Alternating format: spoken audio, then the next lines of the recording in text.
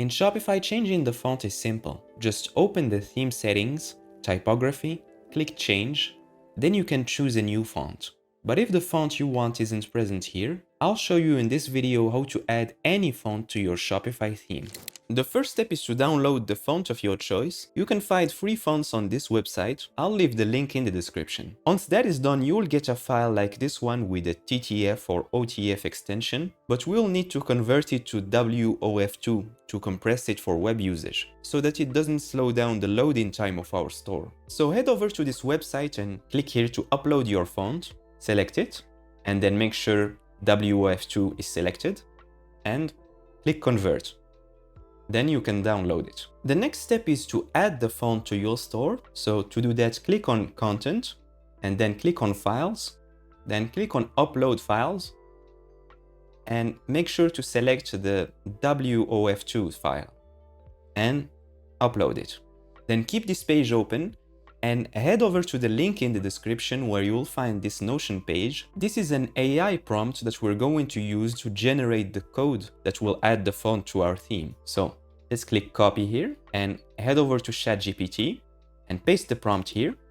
Then go back to the files page and here click on this copy icon to copy the link of this font. Then go back to ChatGPT and make sure to replace this font URL with the font you want to use. Then press enter to generate the code. All right, it finished generating. So here's the code that we're going to copy. So let's just click here to copy it. And then head over to the admin panel and click on online store. I'm going to use the Dawn theme for this tutorial, but you can follow along with any theme. And before we make any code edits, we need to make a duplicate of our code. So let's click on this button and click on duplicate.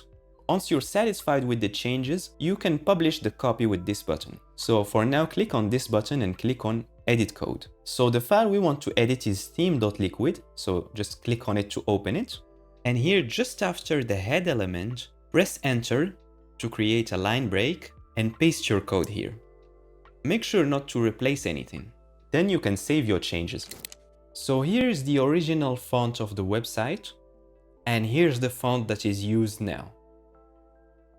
One thing we can add is that if you want a font to be applied only on headings, for example, all you need to do is to delete the other elements besides the headings here. And you can also do the opposite thing, delete the heading and leave the other elements if you don't want this font to be applied to the headings.